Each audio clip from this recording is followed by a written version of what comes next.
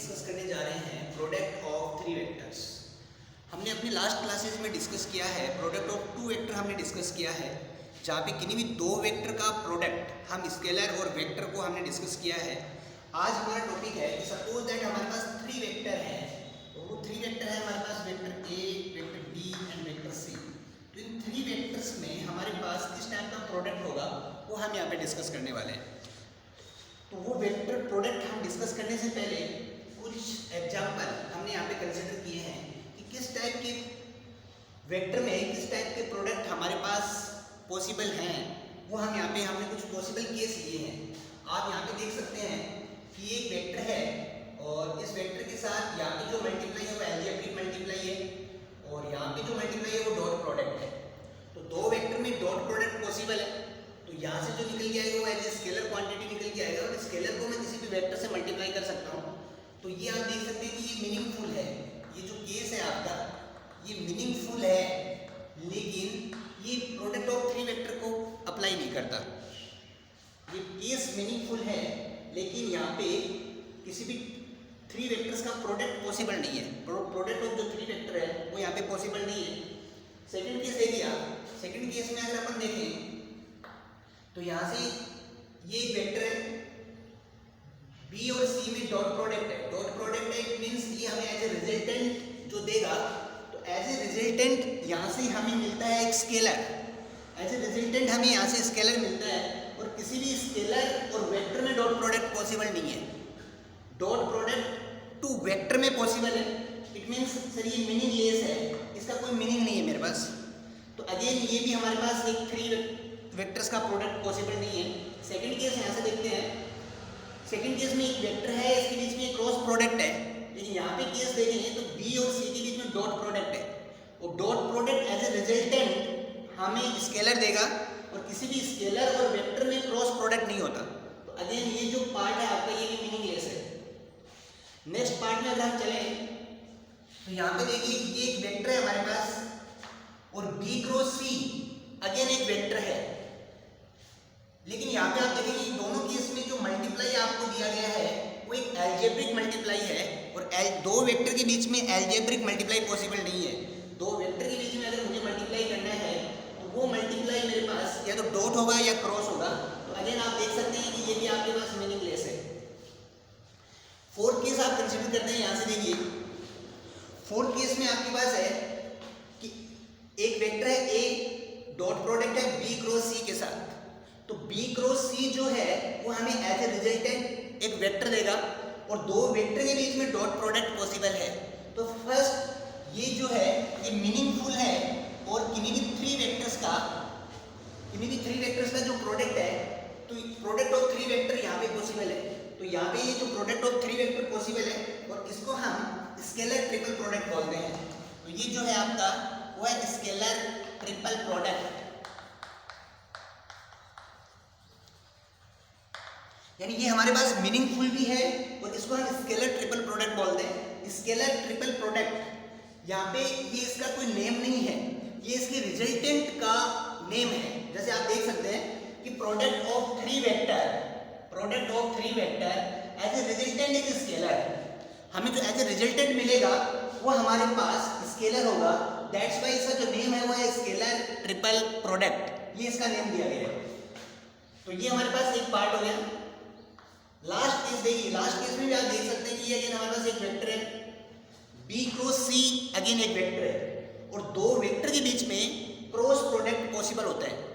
तो it means ये भी एक मीनिंगफुल है, मीनिंगफुल है ऐसा पॉसिबल हो सकता है और इसको हम बोलते हैं वेक्टर ट्रिपल प्रोडक्ट और ये है आपके पास वेक्टर ट्रिपल प्रोडक्ट। तो बेसिकली अगर हमने जो एग्जाम्पल को कंसिडर किया है उसमें हमारे पास ये दो केस बने हैं जो हमारे पास प्रोडक्ट ऑफ थ्री वेक्टर के केस हैं। The one is scalar triple product and the another is vector triple product. तो इनमें सबसे पहले हम जो डिस्कस कर रहे हैं वो है आपके पास स्केलर ट्रिपल प्रोडक्ट।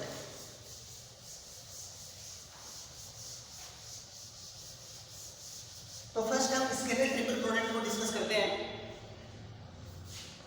टॉपिक है हमारे पास स्केलर ट्रिपल प्रोडक्ट। अब सबसे फर्स्ट हमारे पास माइंड में आएगा कि सर इसकी डेफिनेशन क्या है, स्केलर ट्रिपल प्रोडक्ट हमारे पास क्या है। Suppose that we have three vector, we assume three vector, vector A, vector B and vector C. Then arrangement of three vector like this, A vector dot B cross C, A vector dot B cross C, इस type का जो arrangement है हमारे पास, this is called scalar triple product. तो first हमें यहाँ से डेफिनेशन देखते हैं. तो जो हमारे पास डेफिनेशन है इसकी, तो डेफिनेशन में आप देख सकते हैं कि we have the three vector, the arrangement of three vector like this, A vector dot और यहाँ पे हमारे पास बी क्रॉस सी है. तो इस अरेंजमेंट को हम स्केलर ट्रिपल प्रोडक्ट बोलते हैं. साथ में इस अरेंजमेंट को हम इस तरीके से भी डिनोट करते हैं. इस अरेंजमेंट को हम इस तरीके से भी रिप्रेजेंट करते हैं. ये जो अरेंजमेंट है इस तरीके से, और इसको हमने ये बॉक्स में रिप्रेजेंट किया तो हम इसको बॉक्स प्रोडक्ट भी बोलते हैं. तो हम इसको एज ए बॉक्स प्रोडक्ट भी बोलते हैं. इसका जो नेम है वो बॉक्स प्रोडक्ट भी होता है. आप यहाँ पे ए vector, B vector, C vector को डायरेक्ट डिनोट करके किसी बॉक्स में भी लिख सकते हैं, और कई बार आपको इस तरीके से भी लिखा हुआ मिलता है कि ए वेक्टर, और इनको मतलब सेपरेट किया जाता है कोमा के साथ. तो इस तरीके से भी इनका रिप्रेजेंटेशन होता है. तो बेसिकली आपने देखा कि डेफिनेशन में हमारे पास इस तरीके का जो अरेंजमेंट है वो हमारे पास स्केलर ट्रिपल प्रोडक्ट है, और इसको हम ऐसे बॉक्स में इस तरीके से भी रिप्रेजेंट कर सकते हैं, और इसको बॉक्स प्रोडक्ट भी बोलते हैं. समटाइम्स हम देखते हैं कि जो वेक्टर्स हैं हमारे पास वो डायरेक्ट लिखे होते हैं, और कई बार हमें इनको कोमा से सेपरेट किया जाता है. तो इस तरीके से आपने ये हमारे पास स्केलर ट्रिपल प्रोडक्ट है. इसके बाद हम इसका ज्योमेट्रिकल इंटरप्रिटेशन देखते हैं. Geometrical interpretation of scalar product. Geometrically interpretation second topic है हमारे पास. Geometrical interpretation of scalar product. Geometrical interpretation of scalar product क्या है हमारे पास? तो फर्स्ट हम जो हमारे पास by the definition we have A vector dot B cross C, ये हमारे पास है. अब सबसे पहले हम इसका बेसिक्स को डिस्कस करते हैं. आप यहाँ से देख सकते हैं कि ये है हमारे पास ए वेक्टर, ये है हमारे पास बी क्रॉस सी, जिसको आप लिख सकते हैं magnitude of B vector, magnitude of C vector, and this is sine theta. अब फर्स्ट आपको देखना theta is the angle between vector B and C, and direction भी आप कंसीडर करेंगे, दिस इज एन कैप. अब एन कैप जो direction है वो आपके पास क्या है, वो बी क्रॉस सी जो वेक्टर है उसी की डायरेक्शन में आपका यूनिट वेक्टर है. आप यहाँ पे इसको इजी वे में समझ सकते हैं कि जब भी दो वेक्टर है आपके पास, जैसे बी वेक्टर और सी वेक्टर, तो बी क्रॉस सी जो आपका वेक्टर आता है वो इन दोनों वेक्टर्स के परपेंडिकुलर में होता है, लेकिन जिसका एन कैप जो इसकी डायरेक्शन हम डिनोट करते हैं वो उसी का ही यूनिट वेक्टर होता है. बी क्रॉस सी का यूनिट वेक्टर एन कैप है. दैट्स व्हाई हम एन कैप को एज ए रिजल्ट क्या लिखते हैं, बी क्रॉस सी, और डिवाइड करते हैं उसके मैग्नीट्यूड से. और आप जानते हैं कि किसी भी यूनिट वेक्टर की डेफिनेशन हमारे पास जो है वो इसी तरीके से है कि एक वेक्टर और उसको डिवाइड करते हैं उसके मैग्नीट्यूड से. तो आप सिंपली हम समझ सकते हैं कि एन कैप क्या है.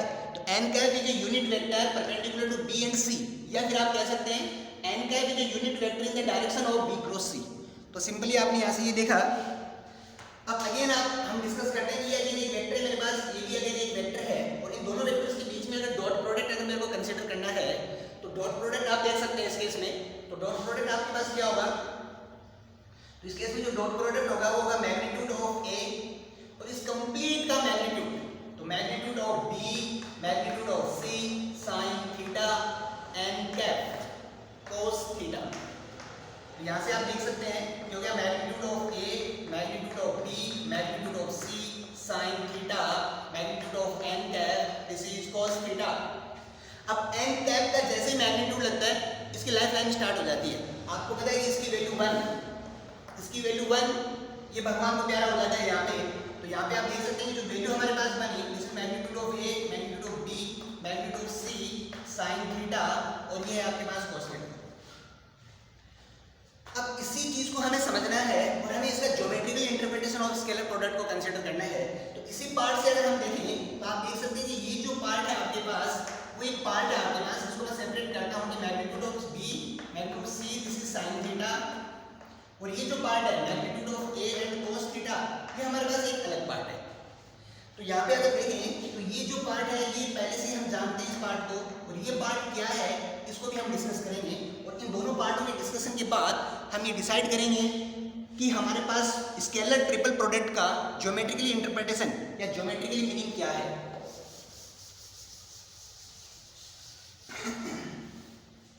तो सबसे पहले आपने ये सिंपल इस तरीके से डिस्कस किया। अब ज्योमेट्रिकल इंटरप्रिटेशन डिस्कस करने के लिए इस पार्ट को मैं यहाँ से कंसीडर कर लेता हूँ। इसको एज ए रिजल्ट मैंने यहाँ लिख लिया, this is magnitude of B, magnitude of C sine theta, magnitude of A cos theta.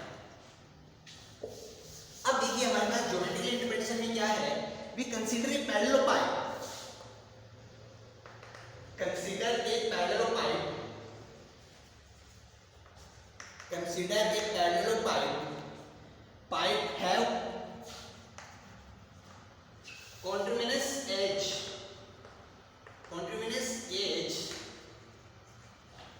are a vector, b vector and c vector।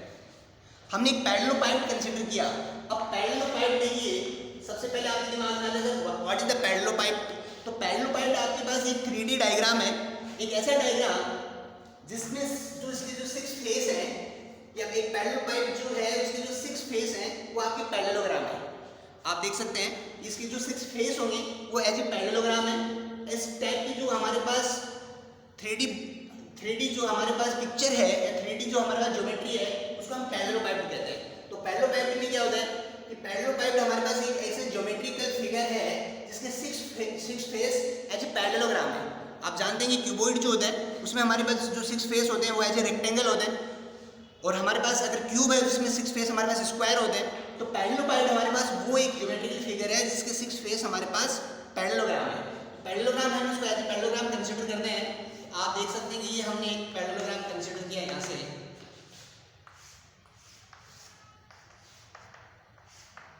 ये एक पैरेललोपाइड हमने यहाँ पे एज ए एग्जाम्पल लिया है। ये हमारे पास एक पैरेललोपाइड है। इस पैरेललोपाइड में हम कंसीडर करेंगे कि इस पैरेललोपाइड में कॉन्ट्रोवेनियस जो एज है वो हमारे पास ए वेक्टर, बी वेक्टर और सी वेक्टर है। सपोज आप देख सकते हैं कि ये हमारे पास कॉन्ट्रोवेनियस एज है।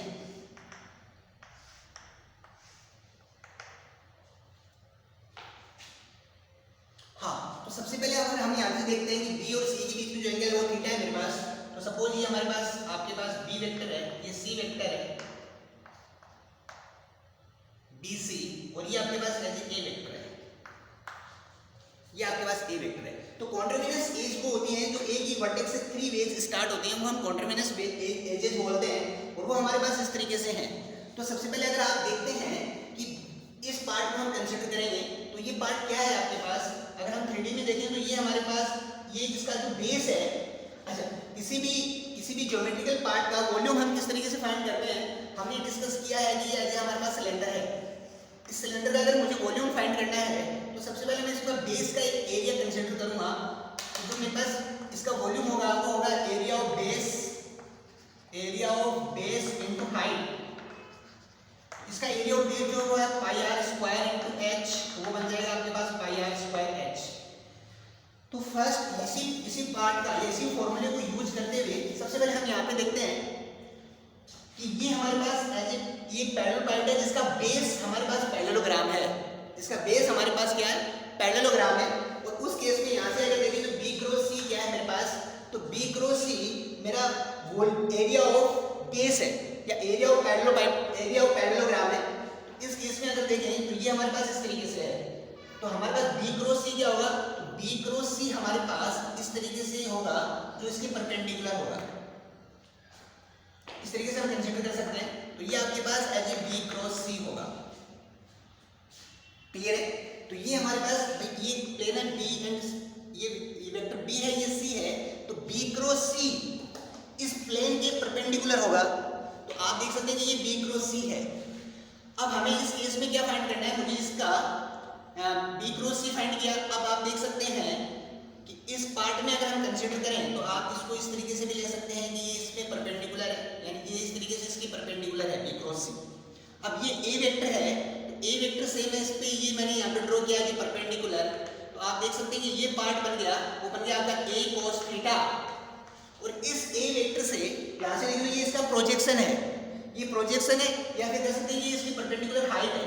तो उस केस में अगर आप अगर इसको कंसिडर करें OM, तो ये इसकी परपेंडिकुलर हाइट है, ये इसकी हाइट है इस केस में। तो आप देख सकते हैं कि वो हाइट क्या है आपके पास, वो है a cos थीटा। आपने देखा कि a dot b cross c जो हमारे पास आता है, तो ये क्या है हमारे पास, जो ये पार्ट है आपका, एंड आपके पास एक ये पार्ट है। तो ये जो पार्ट है वो है आपका area of parallelogram. This is the area of base, area of parallelogram into a cos theta. This is perpendicular height, this is height. तो एरिया ऑफ पैरेललोग्राम, या इसको मैं लिख सकता हूं कि area of base into height. और area of base into height मुझे क्या देगा, this is volume of parallelopiped. तो ये है आपके पास वॉल्यूम ऑफ पैरेललोपाइड। तो ज्योमेट्रिकली हमारे पास स्केलर ट्रिपल प्रोडक्ट है, उसका जो ज्योमेट्रिकल मीनिंग क्या है, उसका ज्योमेट्रिकल मीनिंग है वॉल्यूम ऑफ पैरेललोपाइड। पैरेललोपाइड क्या है, ये बेसिक आपके कंसेप्ट क्लियर हो चुका है कि पैरेललोपाइड हमारे पास एक ऐसा ज्योमेट्रिकल बॉडी है जिसके 6 फेस एज ए पैरेललोग्राम है, इसका बेस भी पैरेललोग्राम, साइड मतलब 6 जो फेस है उसकी वो सब पैरेललोग्राम है। अब इसकी मैक्सिमम केस क्या हो सकता है, अब सिंपल आप यहाँ पे देखेंगे छोटा सा ये मिस्टेक, ये cos फाई है हमारे पास, ये जो है आपका cos फाई है, ये यहाँ पे हमने कंसिडर नहीं किया कि ये जो है आपका ये परपेंडिकुलर और इस एक वेक्टर के बीच में जो एंगल है वो आपका फाई है। तो सबसे पहले हमें इसको बेसिक वापस समझना है, जो यहाँ पे हमने ये साइन थीटा है, ये cos फाई है। फाई क्या है, एंगल फाई जो है वो वेक्टर A और परपेंडिकुलर जो वेक्टर है n कैप, उसके बीच में जो एंगल है वो हमारे पास फाई है।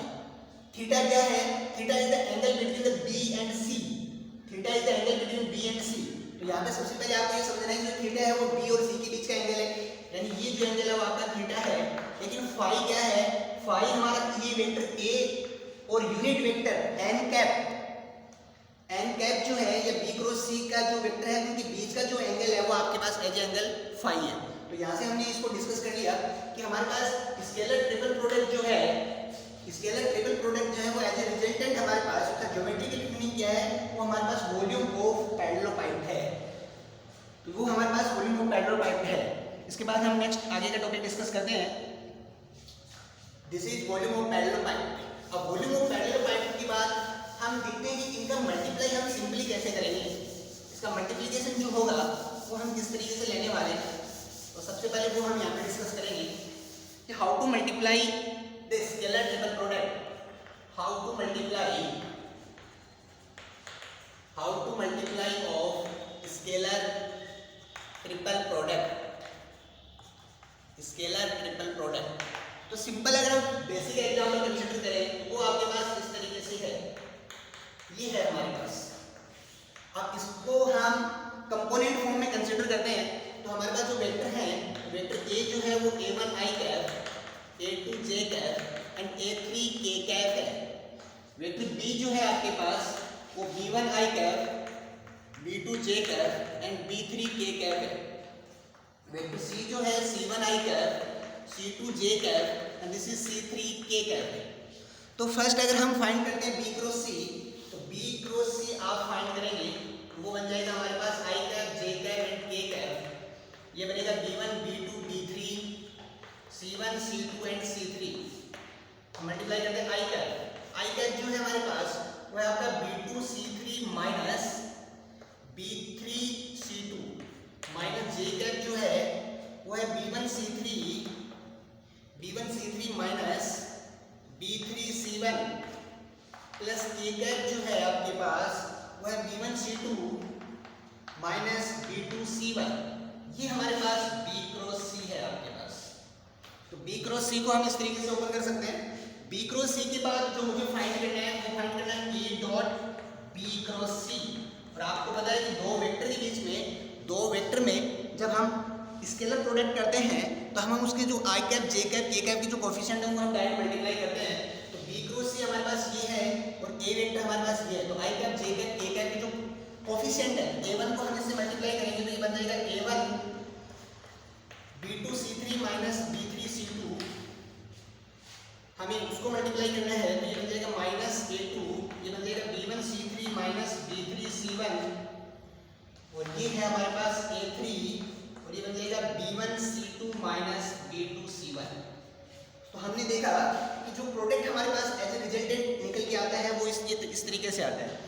अब ये फॉर्मूला याद रखना हमारे लिए आसान नहीं है, तो इसके लिए हम डायरेक्ट क्या कर सकते हैं, तो डायरेक्ट आप देखेंगे कि ये जो है आपका वो एक 3/3 ऑर्डर का डिटरमिनेंट है, ये आपका 3/3 ऑर्डर का एक डिटरमिनेंट है, यानी ये जो वेक्टर 8 हमारा स्केलर ट्रिपल प्रोडक्ट है, यानी हमारे पास जो बॉक्स प्रोडक्ट है उसको हम इस तरीके से रिप्रेजेंट कर सकते हैं a1 a2 a3 a1 a2 a3 b1 b2 b3 c1 c2 c3। ये देखिए आप, तो यहाँ पे हम इसको डिस्कस कर लेते हैं। a1 ये हुआ, तो b2 c3 minus b3 c2 ये हो गया आपके पास। तो इसको ओपन करने के बाद एज ए रिजल्ट हमारे पास ये आता है। आप देखेंगे कि ये जो डिटरमिनेंट है वो एज ए आपको कोई न्यूमेरिकल वैल्यू देगा, तो इसमें भी आप देख सकते हैं कि b क्रॉस से हमारे पास एक वेक्टर है, ये भी हमारे पास वेक्टर है, और दोनों वेक्टर का जो डॉट प्रोडक्ट है वो भी मुझे एज ए स्केलर क्वांटिटी दे देगा। तो जब भी मुझे स्केलर ट्रिपल प्रोडक्ट फाइंड करना हो तो आप देख सकते हैं कि इसी ऑर्डर से मैं डिटरमिनेंट में, जैसे फर्स्ट है ए वेक्टर, तो ए वेक्टर के जो भी आई कैप जे कैप के कैप के जो कोफिशिएंट है वो फर्स्ट रो में, बी वेक्टर के सेकंड रो में, और सी वेक्टर के थर्ड रो में कंसीडर करके इस डिटरमिनेंट को जब मैं ओपन करता हूँ तो मुझे स्केलर ट्रिपल प्रोडक्ट का एज ए रिजल्टेंट, इसका रिजल्ट, इसका प्रोडक्ट मुझे एज ए आंसर यहाँ पे प्राप्त कर सकता हूँ। तो यहाँ पे ये देखा हमने कि कैसे हम इसको मल्टीप्लाई करते हैं। तो हमने जो मल्टीप्लाई किया स्केलर ट्रिपल प्रोडक्ट या बॉक्स प्रोडक्ट का जो मल्टीप्लाई है वो आप देख चुके हैं कि वो हमारे पास क्या आता है। इसके बाद देखिए, हाँ, तो आपने देखा कि जब हमने पैरेलल पाइप कंसीडर किया था तो पैरेलल पाइप में हमने जो कॉन्टिन्यूअस एज लिया था वो ए वेक्टर, बी वेक्टर और सी वेक्टर लिया था, और वो एक ऑर्डर था। ये एक ऑर्डर है आपके पास, और इसी ऑर्डर को अगर आप मेंटेन रखते हैं, इसी ऑर्डर को अगर आप इस तरीके से मेंटेन रखते हैं, और इसी ऑर्डर को आप इस तरीके से अगर मेंटेन रखते हैं, तो उस केस में हमारे पास स्केलर ट्रिपल प्रोडक्ट जो है इसका जो नोट करेंगे आप, तो होगा आपके पास ये पार्ट। इसको जब आप ओपन करेंगे तो ये बनेगा आपके पास ये, और इसको जब आप ओपन करेंगे तो आपके पास बनेगा ये। और सबसे इम्पोर्टेंट जो है ये तीनों जो है उनका जो आंसर है आपका वो सेम रहेगा, यानी इसको आप देख सकते हैं, ये जो है ये है ए बी सी, ये बनेगा आपका बी सी ए बॉक्स में, और ये है आपका सी ए बी बॉक्स में, और ये तीनों की जो आंसर है, जो आपके पास न्यूमेरिकल वैल्यू आती है यहाँ पे वो आपकी सेम आएगी, और इसका हम रिजल्ट भी देख सकते हैं। इसको हमने ऑलरेडी डिस्कस किया था, अब हम इसको कंसिडर कर लेते हैं। तो आप देखते हैं कि B dot C cross A, इसका जो हमारे पास जो वैल्यू आएगी वो वैल्यू क्या होगी हमारे पास डिटरमिनेंट में, होगी b1 b2 b3 c1 c2 c3 a1 a2 a3। अब कुछ डिटरमिनेंट की प्रॉपर्टीज से हम इसको यहाँ पे सॉल्व करते हैं। तो डिटरमिनेंट की प्रॉपर्टीज हमारे पास क्या है वो देखिए। तो डिटरमिनेंट की प्रॉपर्टीज है हमारे पास कि सबसे फर्स्ट मैं दोनों को यहाँ पे चेंज कर देता हूँ। तो we interchange the r2 r3, तो वी इंटरचेंज r2 r3 में वी गेट माइनस साइन, और ये बन जाएगा b1 b2 b3, और ये है a1 a2 a3 c1 c2 c3। Again we change r1 r2, और जैसे हम r1 r2 को चेंज करते हैं तो ऐसे minus sign, again minus sign आएगा, माइनस माइनस हमारा बनेगा प्लस, तो ये बन जाएगा आपके पास a1 a2 a3 b1 b2 b3 c1 c2 c3। और देख सकते हैं कि आपका ये जो प्रोडक्ट है वो आपका इस तरीके से है कि जब हमारे पास कॉन्टिन्यूअस एज इस ऑर्डर में हो ए बी सी, यानी जब आपने बी सी ए लिया या ए बी सी लिया या सी ए बी लिया, तो उस केस में तीनों का जो आपका प्रोडक्ट है वो आपका सेम रहेगा। यानी आपके पास जो हमारे पास स्केलर ट्रिपल प्रोडक्ट है उसमें अगर हमारे पास कॉन्टिन्यूअस एज किसी भी पैरेलल पाइप की जो कॉन्टिन्यूअस एज है वो किसी एक ऑर्डर में है, वो किसी अगर एक ऑर्डर में है, तो उस केस में जो हमारे पास जो रिजल्टेंट आएगा वो हमारे पास इनका सबका सेम आएगा।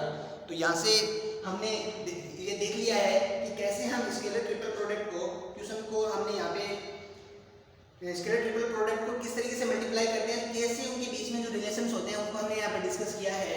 और अगर किसी भी पैरेलल बायोटिक में 3 कॉन्टिन्यूअस एज को हम किसी एक साइक्लिक ऑर्डर में कंसीडर करते हैं, जैसे A B C A C A B, जो आपने साइक्लिक ऑर्डर में इसको कंसीडर किया है, उसके बाद जो हमारा रिजल्ट आता है वो हमारे पास तीनों रिजल्ट सेम आते हैं। इसके बाद हम देखेंगे प्रॉपर्टीज, तो हम कुछ प्रॉपर्टीज को डिस्कस करेंगे यहाँ पे।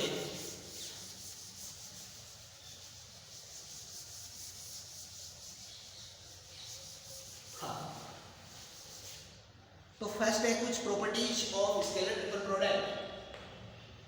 Properties of scalar triple product.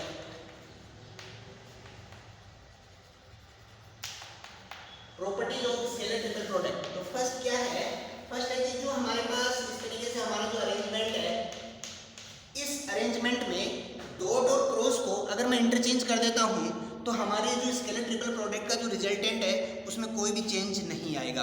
तो आप देख सकते हैं कि क्या इसको मैं किस तरीके से लिख सकता हूँ कि डॉट की जगह अगर मैं ये क्रॉस इस तरीके से अगर इसको डिनोट कर दूँ और यहाँ पे डॉट सेट कर दूँ तो भी हमारे पास जो रिजल्ट आएगा वो हमारे पास वही रिजल्ट आएगा। तो ये भी एक एज ए एग्जाम्पल हम इसको कंसिडर कर सकते हैं। और जब आप इसको सॉल्व करेंगे तो आप देखेंगे कि ये दोनों भी आपके पास सेम है। जैसे मैंने अभी इसको समझाया, आप उसी तरीके से इसको अरेंजमेंट कर सकते हैं। तो जहाँ पे भी अगर ये लिखा हुआ है तो इसकी इक्वल ये भी होता है आपके पास। और इसका मीनिंग क्या है कि जब भी हम डॉट और क्रॉस को अगर इंटरचेंज कर देते हैं और इंटरचेंज करने के बाद हमारे पास जो पार्ट आएगा तो वो इस तरीके से उसकी जो वैल्यू है वो आपके पास सेम होगी। सेकंड है कि अगर साइक्लिक ऑर्डर, अगर आपका साइक्लिक ऑर्डर सेम रहेगा, अगर 3 vector follow the cyclic order, cyclic order का मीनिंग समझिए कि हमारे पास ये ए वेक्टर है, ये बी वेक्टर है और ये सी वेक्टर है, और इसी ऑर्डर में कॉन्टिन्यूअस एज आती है, जैसे A B C A B. तो उस केस में कि जो हमारे पास स्केलर ट्रिपल प्रोडक्ट है, ये जो है आपका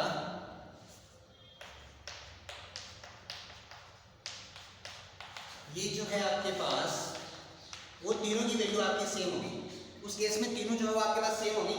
थर्ड है, अगर हम साइक्लिक ऑर्डर को चेंज कर देते हैं, we change the cyclic order, we change the cyclic order, अगर हमने साइक्लिक ऑर्डर को चेंज कर दिया तो उस केस में हमारे पास क्या होगा, अगर हम साइक्लिक ऑर्डर को चेंज कर देते हैं तो हम देखेंगे कि हमारा जो रिजल्टेंट है उसका जो मैग्नीट्यूड है वो तो सेम रहेगा, लेकिन जो उसका साइन है वो चेंज हो जाएगा। तो एक साइन कंसीडर करते हैं हमारे पास, जैसे ये है ए वेक्टर बी क्रॉस सी।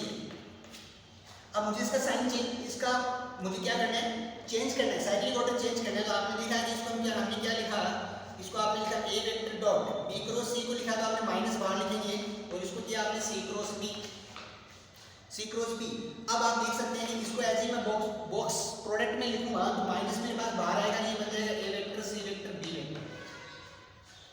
वेक्टर। तो आप देख सकते हैं उस केस में हमारा जो मैग्नीट्यूड होगा वो सेम होगा, लेकिन जो हमारा साइन है वो एज ए माइनस आएगा। तो इसका मीनिंग क्या है हमारे पास, इसमें मीनिंग है कि अगर बॉक्स में हमारे पास इस तरीके से है और किन्हीं भी दो को अगर आप इंटरचेंज करते हैं, जैसे आपने इसको इंटरचेंज कर दिया तो आप एज ए रिजल्ट बाहर माइनस का रिजल्ट आएगा। तो ये हमारे पास काफी इंपॉर्टेंट प्रॉपर्टी है। And the last property is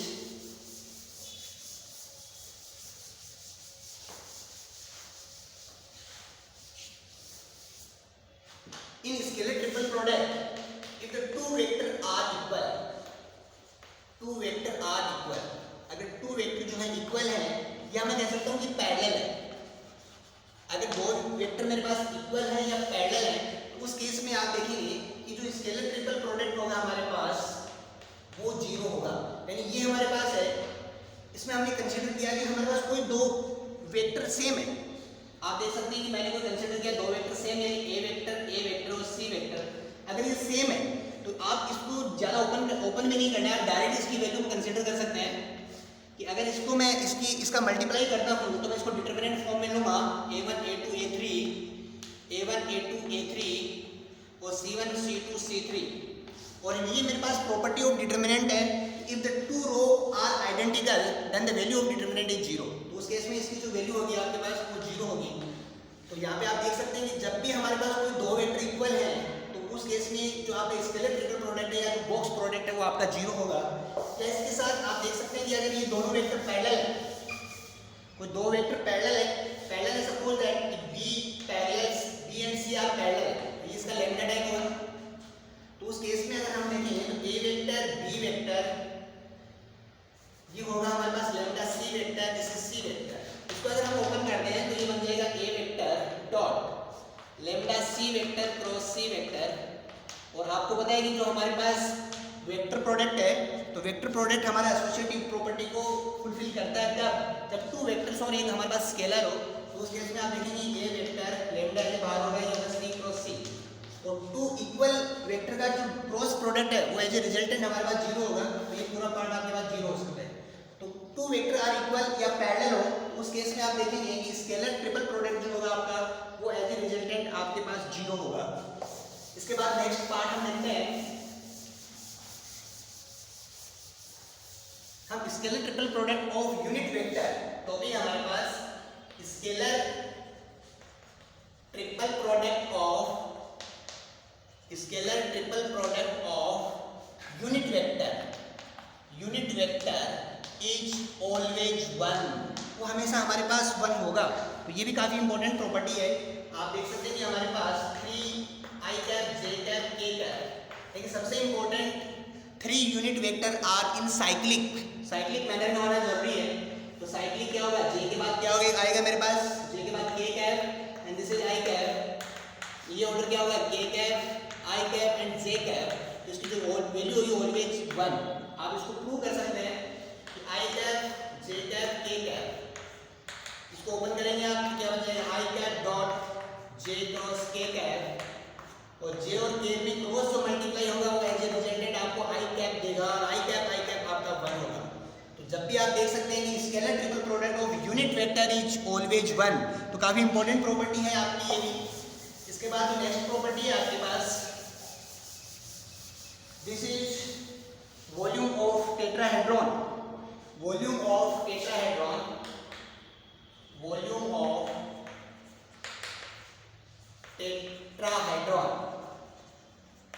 तो वॉल्यूम ऑफ टेट्राहेड्रॉन देखते हैं, सबसे पहले डिस्कस कर लेते हैं। तो वॉल्यूम ऑफ टेट्राहेड्रॉन, तो फर्स्ट हमें समझना है कि टेट्राहेड्रॉन्स क्या है। तो tetrahedron is a triangular pyramid है आपके पास।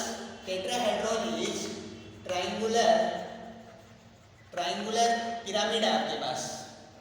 ट्रायंगुलर पिरामिड का मीनिंग है कि उसमें हमारे पास जो ट्रायंगल्स हैं वो हमारे पास किस तरीके से अरेंजमेंट है वो हम यहाँ पे देखेंगे।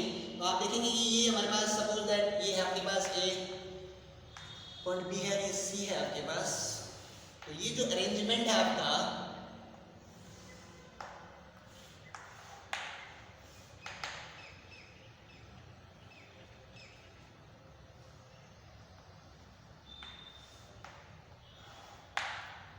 ओ A B and B C, ये देखिए। तो आप ये देख सकते हैं कि ये हमारे पास एक टेट्राहेड्रॉन है।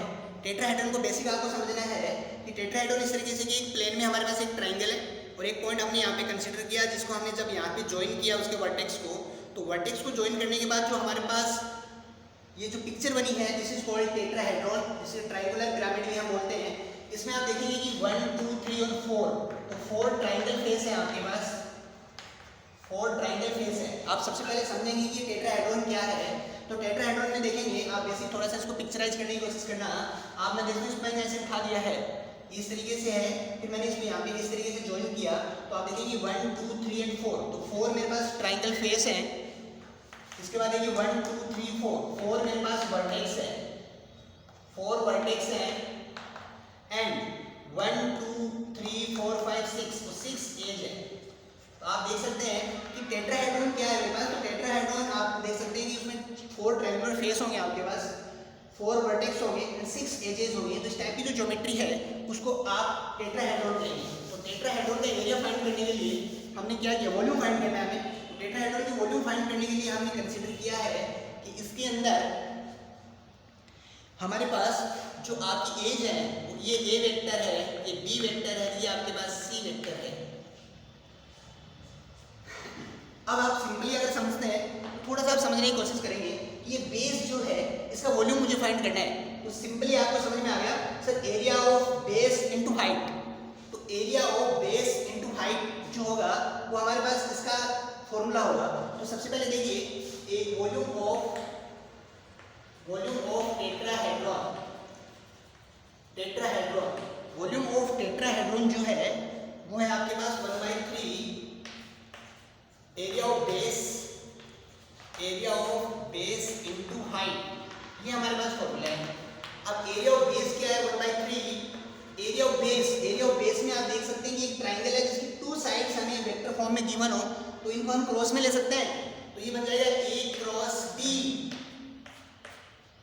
और यहाँ पे मेरे को हाइट चाहिए, तो हाइट मेरी परपेंडिकुलर हाइट के लिए हम लेंगे dot, this is C vector. ये हमारे पास बन गया। और यह है area of base. Area of base है हमारे पास ट्राइंगल है, तो होगा half of A cross B dot C, तो बन जाएगा 1/6 A cross B dot C। और ये क्या होगा मेरे पास? दिस इज 1/6 A बॉक्स में ABC। और ये क्या है? This is 1/6 volume of parallelopiped. ये हमारे पास कैसे है? This is the volume of parallelopiped. तो वॉल्यूम ऑफ टेट्राहेड्रॉन जो है वो 1/6 है आपका वॉल्यूम ऑफ पैरेललोपाइड। तो इस तरीके से आप बेसिक अंडरस्टैंड कर सकते हैं, या फिर आप इसको प्रैक्टिकली देखते हैं। तो ये हमारे पास बेस है, तो ये हमारे पास जिसका वॉल्यूम है A cross B, half A cross B, क्योंकि ट्राइंगल है जैसे ट्राइंगल में 2 साइड हमें गिवन हो, तो उनकी क्रॉस प्रोडक्ट को अगर 1/2 से मल्टीप्लाई करते हैं तो हमारे पास एरिया ऑफ ट्राइंगल आता है। तो हमने कंसीडर किया। अब A क्रॉस B की में ये जो हमारे पास A क्रॉस B, जब मैं A क्रॉस B फाइंड करूंगा तो वो इसके प्लेन के परपेंडिकुलर होगा। तो इसकी परपेंडिकुलर हाइट जो अगर मैं यहाँ से फाइंड करता हूँ तो वो क्या करूँगा, मैं इसमें ये परपेंडिकुलर हाइट फाइंड करूँगा, ये C है, तो ये हाइट में फाइंड करूँगा, ये होगी C cos थीटा। तो ये हमारे पास C cos थीटा आ जाएगा। इस तरीके से हमने देख लिया, ये हमने इसको सोल्व किया है। This is volume of tetrahedron. तो volume of tetrahedron is 1/6 of volume of parallelopiped.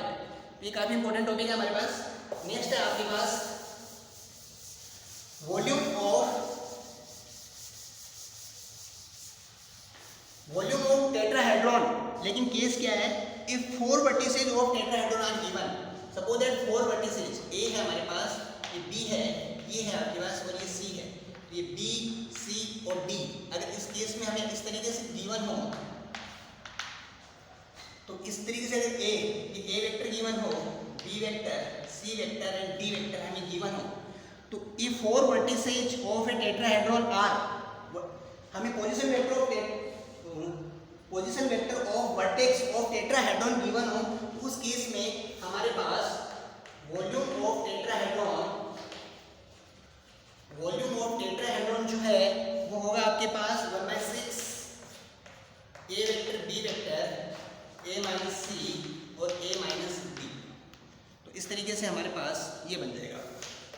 तो ये हमारे पास एक अगेन फॉर्मूला होगा कि वॉल्यूम ऑफ टेट्राहेड्रॉन का जब हमें किसी भी ट्रायंगुलर पिरामिड में या टेट्राहेड्रॉन के 4 वर्टेक्स के पोजीशन वेक्टर गिवन हो, उस केस में हमारे पास वॉल्यूम ऑफ टेट्राहेड्रॉन का ये फॉर्मूला होगा। And the last case is coplanar. If the 3 vector are coplanar, तो स्केलर ट्रिपल प्रोडक्ट क्या होगा? कोप्लेनर केस हम देखते हैं। If the 3 vector are coplanar, suppose ये 3 वेक्टर है मेरे पास, A vector and B vector, 3 vector A vector, this is B vector and this is C vector, A B C 3 vectors are coplanar. तो सबसे पहले अगर मैं B क्रॉस C फाइंड करता हूँ तो स्केलर ट्रिपल प्रोडक्ट क्या होगा? तो B क्रॉस C जो आएगा मेरे पास वो इसके परपेंडिकुलर आएगा। ये मेरे पास B क्रॉस C होगा, तो B क्रॉस C A के परपेंडिकुलर होगा। तो उस केस में मैं कह सकता हूँ कि A dot B cross C का डॉट प्रोडक्ट है वो 0 होगा। तो आप देख सकते हैं कि बॉक्स प्रोडक्ट आपके पास 0 होगा किसमें? जब आपका केस हो कोप्लेनर। द 3 आपके पास if the 3 vector are in a plane, then cross product of scalar triple product is 0। तो ये हमारे पास ऐसे रिजल्ट होगा।